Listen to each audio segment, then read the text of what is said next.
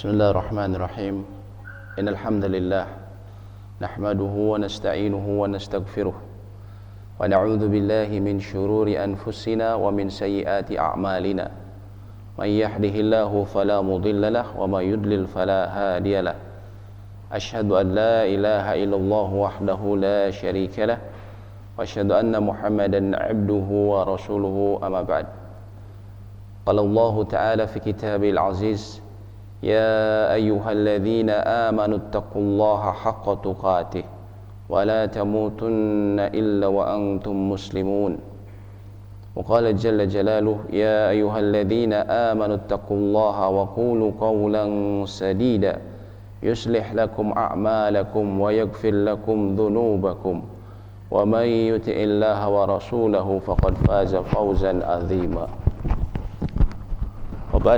وقال النبي صلى الله عليه وسلم فإن الأصدق الحديث كتاب الله وخير الهدي هدي محمد صلى الله عليه وسلم وشر الأمور محدثاتها وكل محدثات بدعة وكل بدعة ضلالة وكل ضلالة في النار.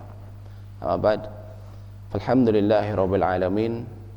Kembali kita memuji Allah Subhanahu wa taala yang telah memberikan kita rezeki berupa kesempatan, kesehatan dan juga taufik untuk bisa melangkahkan ke masjid, lalu kemudian mau menginvestasikan waktu kita untuk sama-sama menuntut ilmu agama.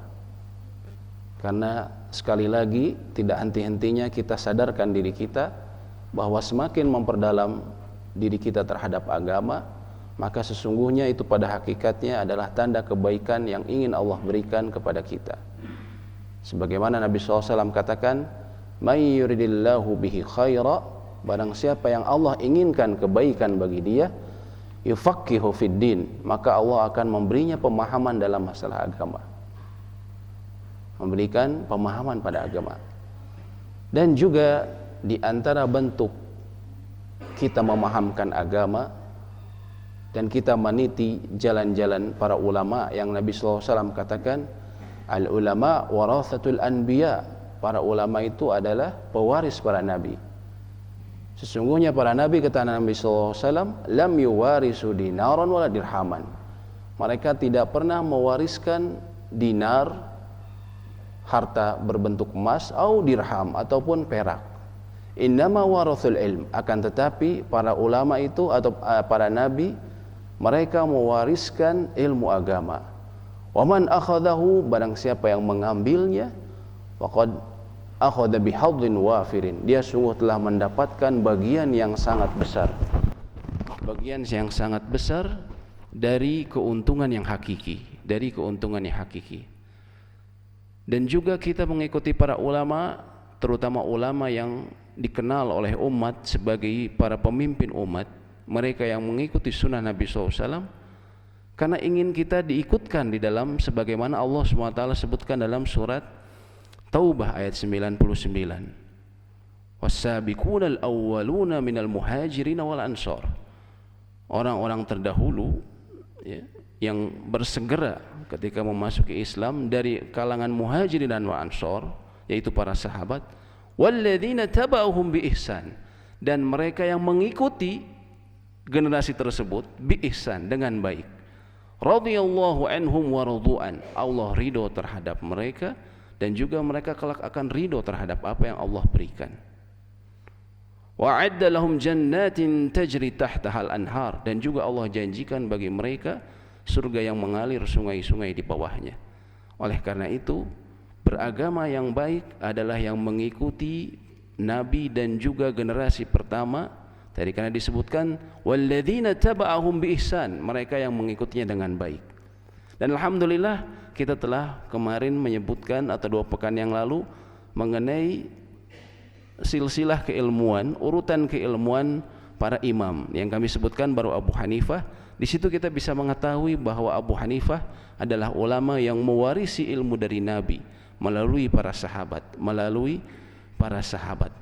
Dan insya Allah pada pagi ini kita akan berbicara mengenai biografi Abu Hanifah, dan bila sempat Imam juga akan kita bicarakan biografi Imam Malik bin Anas, kemudian Imam Asy-Syafi'i, dan juga Imam Ahmad bin Hanbal.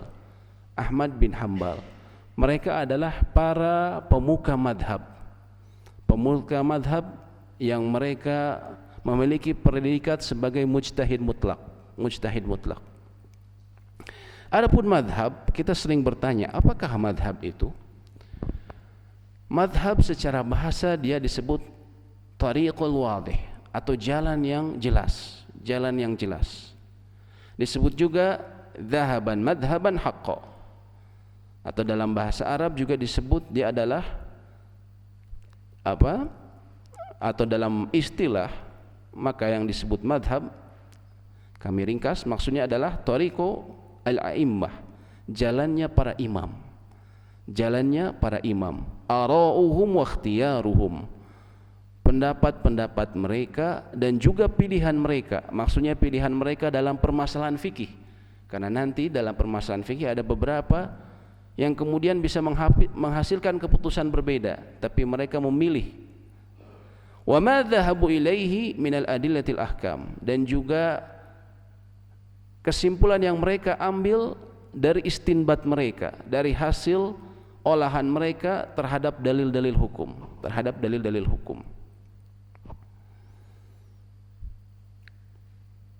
Maka kemudian para ulama mengatakan fa'arahul imamul mujtahid mutlak tusamma madhaban, dan pendapat orang-orang yang memiliki predikat mujtahid mutlak maka itu disebut madhab. Orang-orang yang memiliki predikat sebagai mujtahid mutlak. Lalu kemudian juga pertanyaannya, apa itu mujtahid mutlak? Mujtahid mutlak, bapak-bapak yang semoga Allah dan juga ibu-ibu yang semoga Allah limpahkan kita kebarokahan dalam hidup kita. Yang disebut mujtahid mutlak adalah orang ulama yang memiliki syarat-syarat tertentu dalam membuat suatu atau mengambil suatu keputusan hukum. Yang pertama adalah mereka arafu bi kitabillahi azza wajal, mereka memahami Al-Quran, bukan saja tentunya secara bacaan, secara tilawah, itu sudah pendidikan dasar mereka ceritanya, atau juga menghafal mereka sudah selesai dari awal, dari kecil. Akan tetapi mereka memahami di dalam Al-Quran ada yang namanya nasih wal mansuh, ayat yang dihapus dan apa ayat yang menghapusnya. Kemudian mereka mengetahui asbabun nuzul, kemudian juga mereka mengetahui apa yang ditunjukkan oleh sebuah ayat, baik itu yang disebut nas ini yang dia memiliki makna secara sudah pasti maknanya seperti itu, artinya umat sudah tahu bahasanya secara jelas ayat Al-Quran maknanya seperti itu.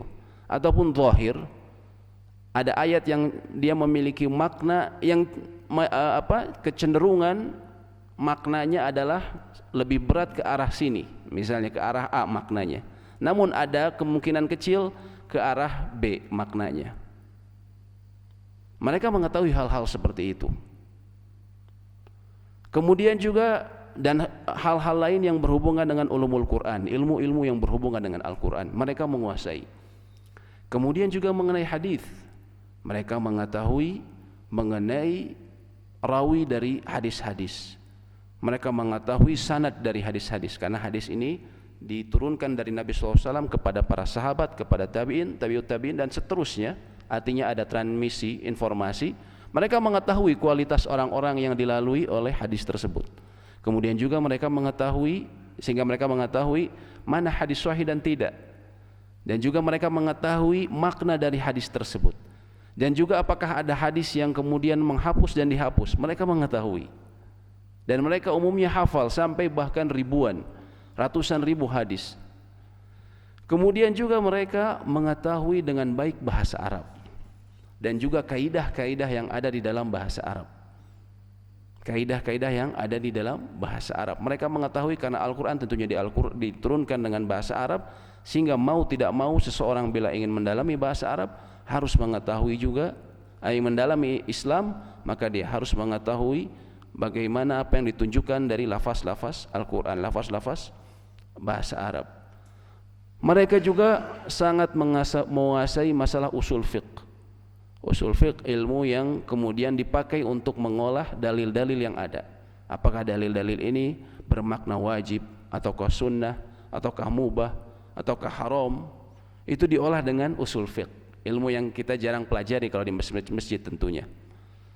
Namun mereka pakarnya,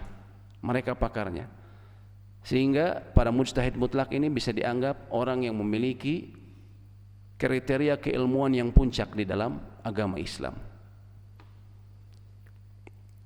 Mujtahid mutlak yang kita sebutkan pertama adalah Al-Imam Abu Hanifah. Al-Imam Abu Hanifah. Nama asli beliau adalah Nu'man ibn Thabit bin Zuto At-Taimi Al-Kufi. Dia dikatakan sebagai orang Arab, namun juga yang lebih sering disebut sebenarnya dia adalah keturunan Persia. Daerah Iran dan juga Afghanistan. Bahkan tepatnya dia berasal dari keluarga suku yang disebut Zuto, yang dia berasal dari Kabul, Pak. Kabul, Afghanistan, ya. Daerah Afghanistan. Beliau lahir tahun 80 Hijriah atau 699 Masehi, dan juga wafat tahun 150 Hijriah atau tahun 767 Masehi. Al-Imam Abu Hanifah, beliau hidup dari keluarga yang kaya. Kakeknya datang dari Persia, hijrah ke kota Kufah di Irak. Irak ini sebelah utara timur dari Mekah Madinah, Pak. Mereka adalah para pedagang kain. Keluarga Abu Hanifah pedagang kain. Sehingga dikatakan ayahnya Abu Hanifah, yaitu Thabit, dia pernah memberikan sebuah hadiah makanan yang mahal kepada Ali bin Abi Thalib. Ali bin Abi Thalib adalah sahabat Nabi SAW yang beliau kemudian menjadi khalifah kaum muslimin dan bermarkas di Kufah saat itu, di kota di Irak tersebut. Kemudian Thabit meminta doa kepada Ali bin Abi Thalib agar anaknya didoakan keberkahan, sehingga kemudian Ali bin Abi Thalib mendoakan Abu Hanifah kecil, Nu'man bin Thabit, didoakan oleh Ali bin Abi Thalib, salah seorang dari al-mubashiruna bil jannah, satu dari 10 orang yang dijamin masuk surga. Subhanallah. Karena Ali bin Abi Thalib sebagaimana kita ketahui adalah orang yang Nabi SAW bilang Ali fil jannah, Ali itu kelak berada di surga. Subhanallah. Orang yang dikabarkan dia akan pasti masuk surga, kata Nabi SAW, didoakan oleh Ali bin Abi Thalib. Kemudian mengenai ibadah dan ketakwaannya, Al-Imam Abu Hanifah itu dijuluki sebagai Al-Watad. Al-Watad artinya si kokoh. Kita baca dalam surat Al-Fajr, wa fir'auna dzil autad, dan Fir'aun yang memiliki bangunan-bangunan yang kokoh. Al-autad itu jamak dari watad. Watad artinya yang kokoh, diumpamakan sebagaimana pilar. Kenapa? Karena solatnya yang banyak. Kemudian Sufyan bin Uyainah, salah seorang guru Imam Syafi'i, pernah mengatakan, tidaklah ada orang yang datang ke Mekah di zaman kami yang lebih banyak solatnya dibandingkan Abu Hanifah. Jadi pada zaman beliau, apabila ada orang ke Mekah itu, orang yang paling banyak solatnya adalah Abu Hanifah. Lalu bila kita bicara mengenai bagaimana solatnya, maka subhanallah diriwayatkan dari dua wajah, maksudnya dari dua perawi, dari dua orang, bahwa Abu Hanifah membaca Al-Quran seluruhnya dalam satu rakaat solat. Subhanallah. Mungkin kita tidak terbayang, Pak. Tidak terbayang bagaimana satu Al-Quran bisa dibaca dalam satu rakaat solat. Namun para salaf, mereka ada yang memang seperti ini. Contohnya yang terkenal adalah sahabat Utsman ibnu Affan. Utsman ibnu Affan itu beliau biasa witir satu Al-Quran penuh. Satu Al-Quran penuh. Jangan ditanya tidurnya, karena memang mereka menghabiskan benar-benar hampir semalaman. Dan ini memang beberapa orang saja. Bahkan dikatakan Utsman bin Affan yang beliau meninggal di usia sekitar 80-an dan memiliki istri yang usianya 20-an. Istrinya pernah berkata ketika Utsman akan dibunuh oleh pemberontak, ya, karena kita ketahui bahwa Utsman bin Affan meninggal karena syahid dibunuh. Ketika akan dikepung, istrinya berkata, kalian akan bunuh dia atau tidak, dia tetap akan menghabiskan malamnya dengan membaca satu Al-Quran, katanya. Subhanallah. Utsman bin Affan. Dan yang mengikutinya antara lain Abu Hanifah. Salah seorang ulama zaman sekarang, Said Al-Kamili, beliau salah seorang ulama di Maghrib, di Maroko sana Pak, yang sekarang lagi terkenal beliau katakan mungkin kita tidak terbayang, namun ternyata ini banyak dilakukan oleh orang-orang saleh yang terdahulu. Bahkan beliau menceritakan beliau punya syekh yang dia memang sudah hafal Al-Quran.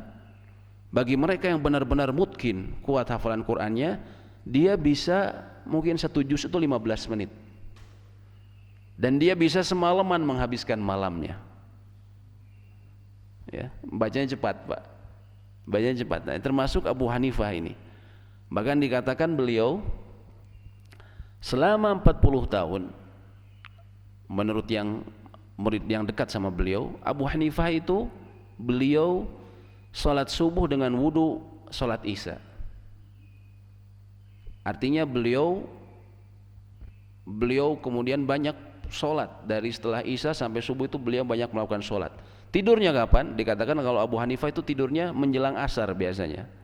Tidurnya hanya sebentar. Kalau kita lihat kisah-kisah sahabat dan para ulama, memang mereka seperti itu, tidurnya terkadang hanya sedikit sekali. Hanya sedikit sekali. Walaupun riwayat-riwayat ini ada yang meragukan, namun kekuatan ibadah Abu Hanifah itu sudah masyhur di antara para ulama. Kekuatan ibadah beliau itu sudah masyhur. Beliau memang tadi sampai dijuluki Al-Watad, orang yang sangat kokoh, karena kuatnya dia di dalam sholat. Lalu kemudian mengenai antara lain apa yang beliau habiskan dari masa mudanya dan juga bagaimana kepribadian beliau. Dikatakan beliau karena keluarganya berasal dari keluarga pedagang kain, maka beliau pun berdagang kain Pak, berdagang kain. Dan juga beliau menuntut ilmu. Ketika sibuk dengan ilmu, akhirnya dia hanya ke pasar untuk mengetahui kondisi kiosnya saja Pak, lapaknya saja. Artinya sudah ada yang mengurus, beliau hanya melihat saja, mengontrol. Beliau biasanya membeli dagangan di kota Baghdad lalu dibawa ke Kufah, dan beliau tahun demi tahun untungnya besar, karena pedagang kain saat itu sangat sedikit. Tahun 700-an, subhanallah, belum banyak Pak ya. Maka beliau mendapatkan untung besar. Walaupun beliau untung besar, subhanallah, beliau terkenal dengan sifatnya yang sangat banyak memberikan. Terutama beliau memberikan perhatian khusus kepada para ulama dan juga para penuntut ilmu. Jadi uang keuntungan yang dia ambil itu diberikan kepada mereka untuk memenuhi hajat-hajat mereka. Kemudian beliau berkata, anfiku fi hawaijikum, infakkanlah untuk urusan kebutuhan-kebutuhan kalian, untuk hajat-hajat kalian. Wala tahmadu illallah, dan janganlah kalian memuji kecuali hanya kepada Allah saja. Walaupun beliau yang memberikan, beliau katakan janganlah kalian memuji kecuali memuji hanya kepada Allah saja. Fa inni ma a'taitukum min mali syai'an, karena sesungguhnya aku tidak memberikan sesuatu apapun kepada kalian, walakin min fadlillahi alayya fikum, akan tetapi harta yang aku berikan hakikatnya adalah karunia Allah subhanahu wa ta'ala bagi kalian yang melalui aku, melalui tangan aku. Fahadihi arbahu bidu'atikum, dan inilah keuntungan perdagangan kalian. Padahal sahabat-sahabatnya ini, para ulama-ulama ini nggak ada yang berdagang, tapi beliau katakan seolah-olah inilah keuntungan perdagangan kalian. Fa innahu wa wallahi mimma yajrillahu lakum ala yaday, Dan ini demi Allah, ini adalah rizki kalian pada hakikatnya, hanya saja melalui tangan saya, kata beliau, hanya saja melalui tangan saya. Fama fi rizqillahi hauli ghairi, maka atas rizki Allah tidak ada daya kekuatan kecuali atas apa yang Allah berikan. Subhanallah. Ini Abu Hanifah, beliau begitu memberikan kepada para ahli ilmu waktu itu harta-harta beliau, dan tetap beliau tawadhu terhadap apa yang beliau berikan. Dan juga beliau terkenal sebagai orang yang sangat bagus dalam bermajelis, dan beliau sangat perhatian kepada membantu orang-orang. Dan beliau juga pernah kejadian suatu saat beliau menjual kain, ternyata kainnya memiliki cacat. Kemudian beliau wasiatkan kepada pedagangnya atau pegawainya, ini kain cacat, tolong dijelaskan, nanti kalau ada yang mau beli harganya turunkan, kemudian kasih tahu ini cacat, kalau memang butuh silakan ambil. Ternyata pegawainya lupa memberitahu. Akhirnya dijual dengan harga normal dan lupa diberitahu. Ketika mendengar itu Abu Hanifah marah, lalu kemudian menyuruh pegawainya untuk mencari orang yang tadi salah tersebut. Setelah dicari, ditawari, saya ambil kemudian saya ganti. Tidak mau, katanya, saya sudah puas, terima kasih. Kalau begitu saya tetap akan menginfakkan. Maka beliau keuntungannya dari dagangan tersebut beliau infakkan, karena beliau takut ada sesuatu yang sedikit subhat atau haram masuk ke dalam hartanya. Kemudian mengenai keilmuan Abu Hanifah,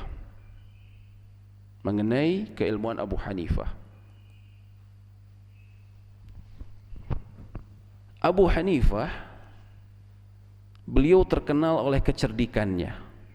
Ketika beliau tinggal di Kufah dan jauh dari kota Madinah, tempat cucu dan sahabat dan cucu serta cicitnya Nabi berada, maka beliau sebenarnya kotanya jauh dari hadis-hadis Nabi SAW, kecuali apa yang mereka dapatkan dari sahabat kayak Ibnu Mas'ud ataupun Ali bin Abi Thalib. Namun tidak sebanyak hadis-hadisnya yang di kota Madinah. Sehingga orang-orang di kota Kufah itu cenderung ketika mengeluarkan hukum, mereka banyak menggunakan kias. Kenapa, Pak? Pertama, karena saat itu mulai ada pemalsuan hadis, sehingga mereka sangat selektif, tidak mau ambil sembarang hadis. Dan dengan hadis yang terbatas, mereka harus memecahkan permasalahan-permasalahan di kota besar semacam Kufah, karena kota Madinah saat itu sudah ditinggalkan sebagai pusat pemerintahan, jadi menjadi kota kecil. Adapun Kufah kota besar, sehingga mereka banyak berijtihad. Dan Abu Hanifah terkenal karena kecerdasannya. Imam Malik pernah ditanya mengenai Abu Hanifah. Beliau kemudian ditanya, hal ra'aita Abu Hanifah? Pernahkah engkau melihat Abu Hanifah? Kemudian Imam Malik mengatakan, na'am, ra'aitu rajulan law kallamaka fi hadhihi sariyah. Aku melihat seseorang yang bila mengatakan bahwa tiang kayu ini, Imam Malik ini tinggalnya di Masjid Nabawi, Pak. Maksudnya mengajar di Masjid Nabawi, dan Masjid Nabawi kan tiangnya banyak kayu, Pak.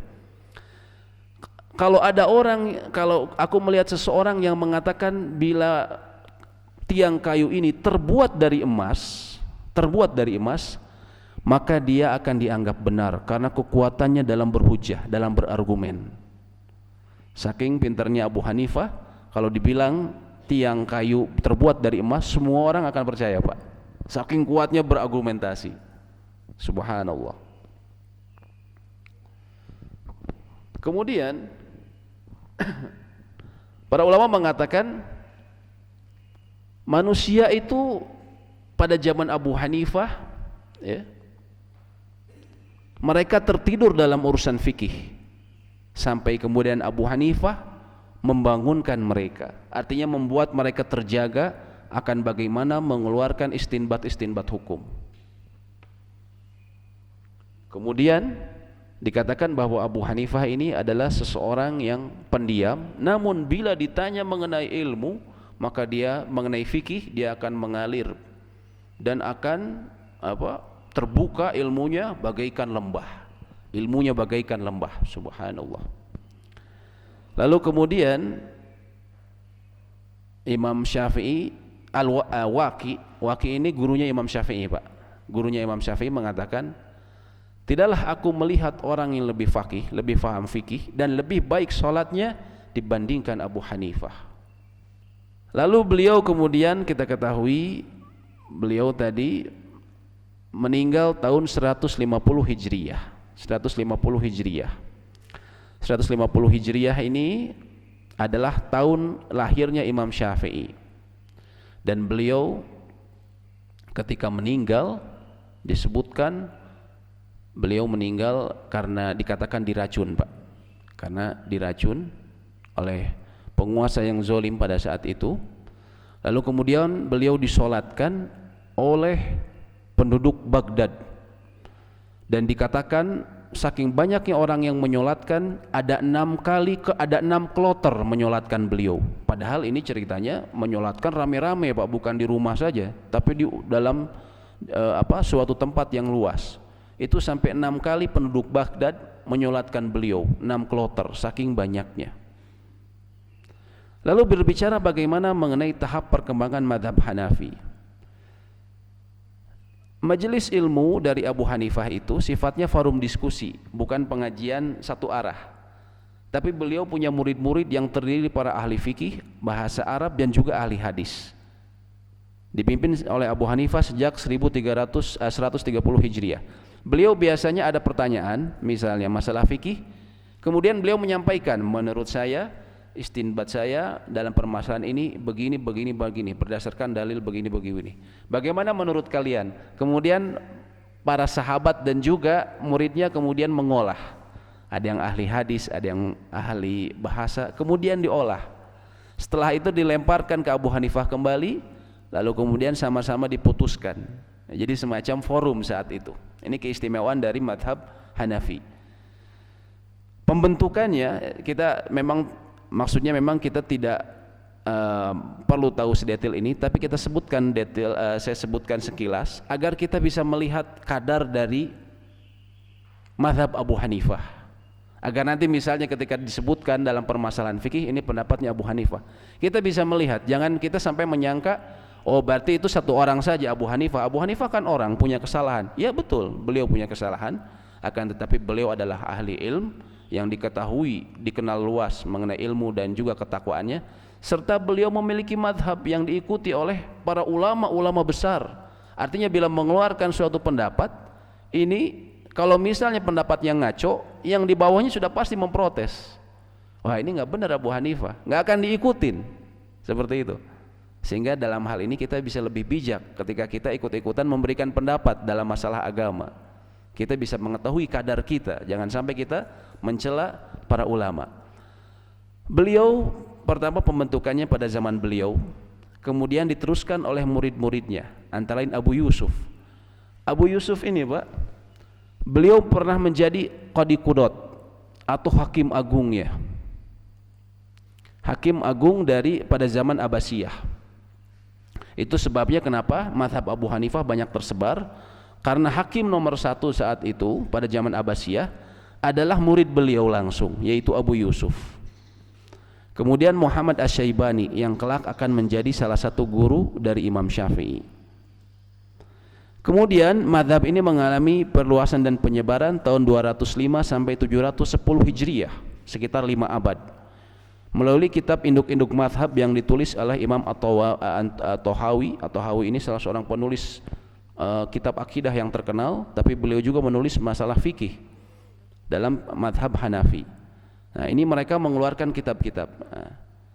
Jadi banyak orang yang kemudian mengatakan dalam masalah agama, wah jangan textbook. Kalau kita nggak textbook, pertama memang kita harus membaca terlebih dahulu, karena sumber agama ini berdasar dari qiraah, dari membaca, iqra. Dan itu juga fikih diabadikan melalui kitab-kitab para ulama. Kemudian sampai pada fase kemapanan yang ditulis oleh Ibnu Najm dan Ibnul Abidin. Artinya perjalanan mazhab ini sudah 1000 tahun, Pak, 1200 tahunan. Bukan, mohon maaf, bukan madrasah, bukan sekolah, ataupun bukan organisasi yang mungkin usianya baru puluhan tahun atau bahkan baru 100 tahun. Tapi mazhab ini sudah 1000 tahun dan melalui para ulama-ulama besar. Lalu kemudian di mana sajakah mazhab ini menyebar? Nah, ini Pak, kita lihat penyebarannya. Penyebaran mazhab Hanafiyah di dunia Islam, yaitu warna hijau muda. Mazhab Abu Hanifah di warna hijau sana. Nah, ini Pak, ini mazhab Abu Hanifah. Termasuk daerah hijau sini, daerah Turki. Mazhab Abu Hanifah ini terutama kemudian menjadi semakin menyebar saat pemerintahan Ottoman, Pak, Utsmaniyah. Utsmaniyah yang kekhalifahannya runtuh tahun 1924.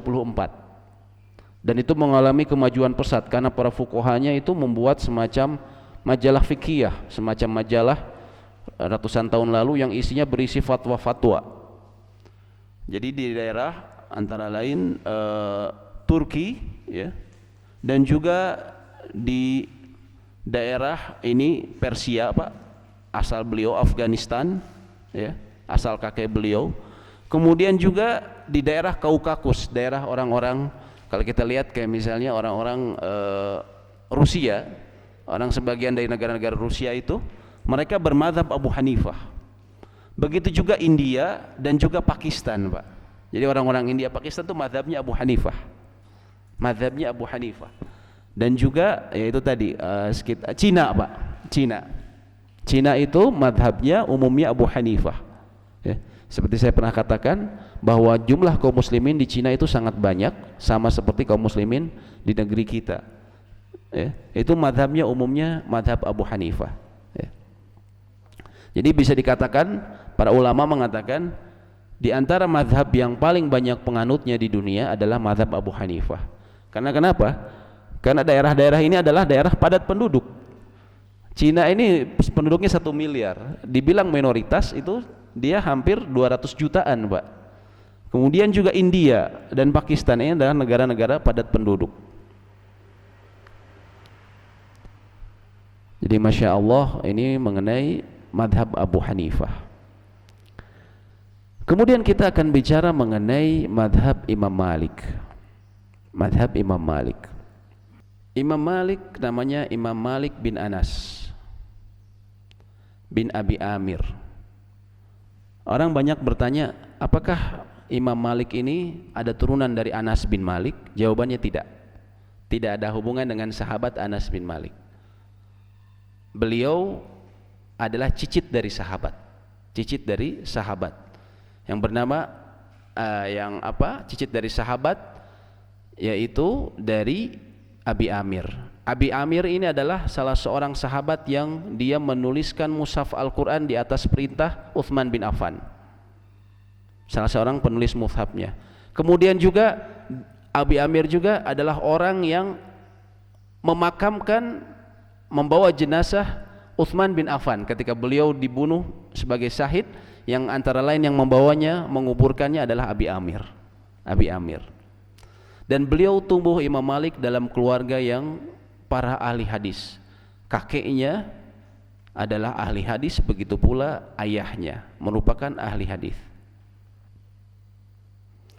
Beliau Imam Malik, kita sebutkan silsilah keilmuan Imam Malik bin Anas. Yang pertama, kalau Abu Hanifah itu di puncaknya itu Abdullah bin Mas'ud, Pak. Kalau beliau puncaknya adalah Abdullah bin Umar, anaknya Umar ibn Khattab. Anaknya Umar ibn Khattab yang dia meriwayatkan hadis terbanyak kedua setelah Abu Hurairah. Jadi buku-buku hadis itu kalau kita lihat diriwayatkan oleh Abdullah bin Umar itu jumlahnya yang terbanyak setelah Abu Hurairah. Sehingga bila kemudian hadis-hadis Abdullah bin Umar dicoret, maka hampir sepertiga agama Islam ini, ajaran Islam hilang, kata para ulama, ya, atau sebagian besar dari ajaran Islam itu hilang. Kemudian Abdullah bin Umar ini memiliki murid namanya Nafi, mantan budak Ibnu Umar. Maula itu budak yang dibebaskan oleh Ibnu Umar. Kemudian di bawah selain memiliki murid Nafi, dia memiliki anak yang namanya Salim. Namanya Salim. Kemudian di bawahnya ada orang Zuhri, ada yang namanya ulama Az-Zuhri, Ibnu Syihab Az-Zuhri. Az-Zuhri ini adalah ulama pertama yang diperintahkan oleh khalifah mengumpulkan hadis-hadis yang berserat, dikumpulkan di inventaris. Lalu kemudian kepada Imam Malik. Beliau hidup di antara para tabi'in dan juga tabi'ut tabi'in. Di antara beliau pernah belajar ke anak-anak para sahabat dan juga cucu dan cicit sahabat. Artinya beliau tinggal di kota kampungnya para sahabat. Kampungnya para sahabat. Ini Pak, nanti kita lihat Imam Malik ini mengambil ilmu dari Az-Zuhri, juga beliau pernah langsung ke Nafi, pernah ketemu sama Nafi, pernah mengambil ilmu dari Nafi, dan Nafi tentunya kita ketahui Abdullah bin Umar. Silsilah orang ini antara lain Imam Malik, kemudian ke Nafi, Abdullah bin Umar, ini adalah rentetan yang disebut oleh Imam Bukhari sanad hadis yang paling sahih. Jadi kalau kita ketahui Bukhari adalah kitab hadis yang paling sahih, kalau ditanya lagi di antara kitab hadis Bukhari mana yang paling sahih, jadi dari emas mana yang emasnya lagi, emasnya murni, kata Imam Bukhari adalah hadis yang diriwayatkan oleh Imam Malik, yang dia mengambil dari Imam Nafi, dan juga Imam Nafi mengambil dari Abdullah bin Umar, Abdullah bin Umar mengambil dari Nabi SAW. Maka itu adalah hadis yang paling sahih kata Imam Bukhari. Subhanallah. Artinya sudah bisa dijamin ini memang benar-benar perkataan Rasulullah SAW. Seperti itu persis gitu. Masya Allah. Jadi ini disebutnya silsilah dhahabiyah, rentetan emas keilmuan. Bicara mengenai ibadah dan ketakwaannya, Imam Ibnu Mahdi mengatakan, tidaklah aku melihat seseorang lebih berwibawa dan sempurna akalnya dan ketakwaan yang luar biasa selain Malik. Kemudian disebutkan, andaikan aku mau memenuhi catatanku dengan ucapan Malik, la adri, atau saya tidak tahu, maka sungguh aku bisa melakukan. Apa maksudnya perkataan ini, Pak? Perkataannya, beliau dengan ilmunya yang luas, karena beliau itu diantara contoh ilmunya yang luas, beliau mengatakan, aku tidak pernah mengeluarkan fatwa atau tidak memulai untuk berfatwa kecuali setelah aku bertanya ke 70 orang ahli ilmu bahwa aku memang pantas untuk berfatwa. Jadi beliau bertanya dulu, apakah sudah pantas? Pantas. Jadi ada 70 orang memberikan ijazah baru berani mengeluarkan fatwa. Akan tetapi beliau terkenal sangat dengan kehati-hatiannya. Jadi kalau ada permasalahan agama yang beliau tidak tahu, beliau akan mengatakan la adri, saya tidak tahu. Ini menunjukkan kualitas seorang ulama. Banyak dari kita menganggap, oh kalau tidak tahu berarti dia seorang yang bodoh. Tidak. Dalam agama tidak boleh sok tahu. Ketika tidak tahu, jangan sungkan untuk mengatakan saya tidak tahu, atau saya akan carikan jawabannya nanti. Dan ini tradisi yang dipegang oleh Abdullah ibnu Umar, sahabat Nabi SAW. Walaupun beliau banyak meriwayatkan hadis, tapi beliau sangat berhati-hati dalam berfatwa. Ya, ini berbeda dengan keadaan banyak orang zaman sekarang yang kemudian tampil di TV atau di mana, ketika ditanya seakan-akan bisa menjawab semuanya. Dan terkadang jawabannya ngawur ya. Ada yang ngawur seperti itu. Padahal sekelas Imam Malik, beliau mengatakan bila tidak tahu la adri. Mengenai keilmuan dan kecerdasannya, Imam Syafi'i mengatakan bila disebutkan ulama, maka Malik adalah bintangnya. Imam Malik adalah bintangnya. Kemudian dia adalah ulama pertama yang menyusun hadis-hadis dalam satu kitab yang disebut Al-Muwatta. Al-Muwatta ini artinya Pak, yang disetujui. Artinya hadis-hadis ini yang ditulis oleh Imam Malik, beliau bertanya dulu kepada para ulama, disebutkan juga sekitar 70-an ulama, benar nggak nih hadisnya? Menurut anda sahih nggak? Menurut saya sahih, berdasarkan kriteria yang ada. Menurut anda sahih tidak? Akhirnya baru kemudian beliau menuliskannya dalam kitab Al-Muwatta. Mengenai sejarah madhabnya, yaitu pembentukan, beliau menulis, kemudian murid-muridnya juga menulis kitab induknya. Jadi membentuk madhab ini Pak ditandai dengan adanya kitab-kitab. Tidak bisa dipungkiri dimulai dari adanya kitab-kitab. Kemudian juga pengembangannya ini antara lain murid-muridnya ulama-ulama Maliki, antara lain yang terkenal Ibnu Abdul Bar, ini ulama yang sangat terkenal, juga Ibnu Rushd. Ibnu Rushdi ini penulis kitab Bidayatul Mujtahid, kitab mengenai perbedaan pendapat di antara para ulama, kitab fikih yang berbicara mengenai fikih muqaran, fikih perbandingan madhab. Beliau hidup tahun 600-an, tapi kitabnya beliau sekarang dijadikan menjadi kitab standar resmi di universitas, di fakultas syariah, di universitas-universitas yang di bawah Kementerian Tinggi Saudi Arabia. Jadi semua kampus agama di bawah Kementerian Tinggi Saudi Arabia itu, fakultas syariahnya semua pakai kitabnya Ibnu Rushd ini, Bidayatul Mujtahid. Subhanallah, kebarokahan ilmu beliau. Kemudian nanti ada ulama-ulama setelahnya. Nah, ini Al-Qarafi, beliau menulis kaidah fikih. Kalau kita bicara mengenai bagaimana hukumnya waktu kemarin sholat masjid ditutup, bagaimana sholat renggang, itu dijelaskan dengan kaidah-kaidah fikih, Pak. Di antara ulama yang merumuskan, mengambil dari Al-Quran dan Sunnah mengenai kaidah-kaidah fikih adalah Al-Qarafi ini. Beliau adalah salah seorang ulama dari madhab Maliki. Adapun penyebarannya adalah seperti ini. Nah, madhab Imam Malik itu banyak dianut di Afrika, dan ini daerah Maghrib, Mauritania, Maghrib ini Maroko dan tetangga-tetangganya itu banyak bermadhab Maliki.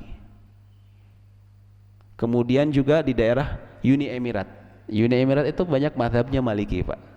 Uni Emirat seperti ini. Ini diantara madhab Imam Malik. Ya. Jadi dengan ini kita bisa mengetahui nanti kalau misalnya ketika kita bisa memahami, kok kenapa sih orang-orang ini dari Afrika ini sholatnya beda mungkin ya sama kita, ada beberapa perbedaan. Oh, karena memang mereka madhabnya Maliki. Orang-orang dari Sudan, kenapa kok ini beda? Uni Emirat Arab misalnya, contohnya yang paling jelas, Pak ya, kalau sholat di Masjidil Haram, ada yang sholatnya sering gini, Pak. Nah, meluruskan. Yang meluruskan itu kita ketahui yang populer antara lain Syiah, memang Syiah seperti itu. Tapi tidak kemudian yang seperti itu adalah Syiah. Antara lain sebagian madhab Maliki. Madhab Maliki itu ketika sholat dia meluruskan. Ya. Antara lain kalau kita lihat nanti ada orang-orang dari Afrika ataupun dari sini dari Uni Emirat, dia meluruskan, maka dia sebenarnya madhabnya Maliki. Dan beliau Imam Maliki ini, ya tadi kita ketahui Imam Malik tadi tinggal di kota Madinah yang kaya akan sunnah Nabi. Juga beliau belajar dari disebutkan 300 tabi'in dan 600 tabi'ut tabi'in. Beliau mengambil ilmu dari 900 ulama. Maka kita mengetahui di sini betapa agungnya keilmuan dan ketakwaan beliau dan keikhlasan beliau, sehingga kemudian madhabnya, kesimpulan-kesimpulan beliau atas hukum-hukum fikih itu diikuti sampai sekarang. Demikian yang bisa kami sampaikan dalam pemaparan singkat ini. Semoga memberikan manfaat, terutama mengetahui hal ini, mengetahui mengenai sejarah-sejarah ulama, selain agar kita bisa terinspirasi oleh mereka, juga yang penting adalah kita bisa merubah mindset kita, atau sedikit demi sedikit kita merubah pandangan kita terhadap ulama.